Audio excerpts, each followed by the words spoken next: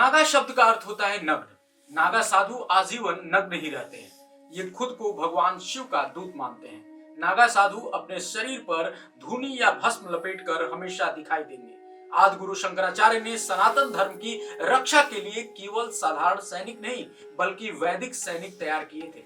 ऐसे सैनिकों का एक संगठन बनाया गया था जिसके पास धर्म के अलावा कोई और विरासत नहीं थी। उनके हाथ में वेद, गीता, उपनिषद और पुराण थे तो दूसरे हाथ में भाला, तलवार और कृपाण आदि थे। गुरु शंकराचार्य ने ऐसे साधु सैनिकों का एक ऐसा संगठन बनाया था जो साधु भी थे और सैनिक भी। इन्हें ज्ञान देना और प्राण लेना दोनों आता था, दोनों का अभ्यास था और इन्हीं योद्धा साधुओं को नागा नाम दिया गया। अब चलिए जानते हैं कि नागा साधु कपड़े क्यों नहीं पहनते हैं। देखिए, दरअसल नागा साधुओं का ये मानना है कि कोई भी व्यक्ति दुनिया में नग्न नहीं आता है और यही प्राकृतिक अवस्था है। भौतिकता से दूर होकर चूंकि वे खुद ही भगवान की भक्ति में लीन हो चुके होते हैं और इसीलिए वे अपने शरीर पे कोई भौतिक चीज धारण नहीं करते हैं और इसी कारण से वे कपड़ों का भी परित्याग करते हैं और हमेशा निर्वस्त्र रहते हैं। अब चलिए आपको बताते हैं कि आखिर नागा साधु अपने शरीर पर भभूत क्यों लगाए रहते हैं। देखिए, भभूत को आध्यात्मिक शुद्धता और सांसारिक मोह माया से मुक्ति का प्रतीक माना जाता है। चूंकि नागा साधु सांसारिक मोह माया से दूर हो चुके होते हैं, इसलिए प्रतीक के तौर पे अपने शरीर पर इस भभूति को लगाते हैं।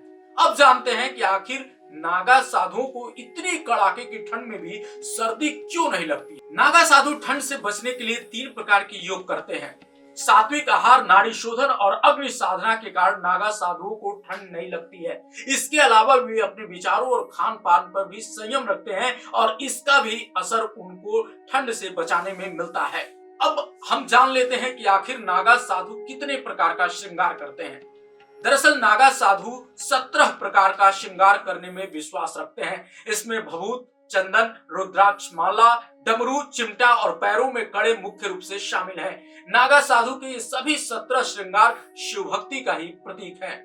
अब चलिए जानते हैं कि नागा साधु बनते कैसे हैं। दरअसल किसी भी व्यक्ति को नागा साधु बनने के लिए 12 साल का समय लगता है। नागा साधु बनने से पहले कुंभ के दौरान उन्हें अपना पिंडदान तक करना पड़ता है, जिसका मतलब ये है कि वे अपने पिछले जीवन से मुक्त हो चुके होते हैं। कुंभ में अंतिम प्रण लेने के बाद लंगोट तक का वो त्याग कर देते हैं, यानी वो हमेशा हमेशा के लिए निर्वस्त्र हो जाते हैं।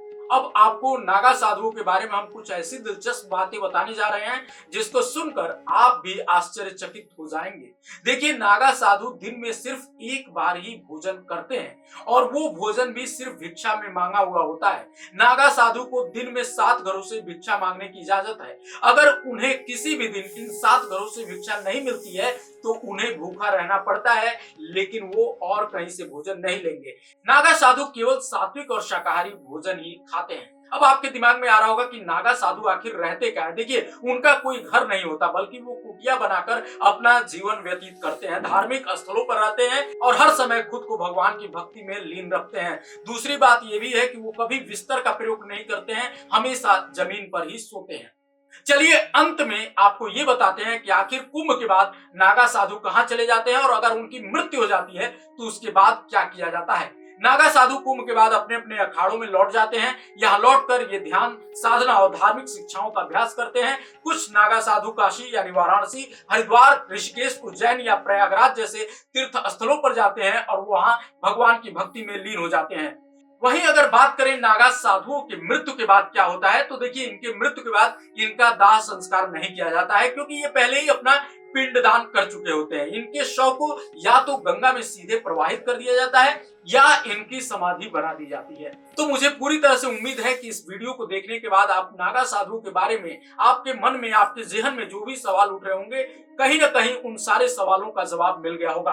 अगर अभी भी आपके ज़हन में महाकुंभ या नागा साधु से जुड़ा हुआ कोई भी सवाल है तो प्लीज कमेंट बॉक्स में पूछिए, हम उसके जवाब में कोई ना कोई वीडियो जरूर बनाने की कोशिश करेंगे। मिलते अगले वीडियो में, देखते रहिए 24 अड्डा। नमस्कार।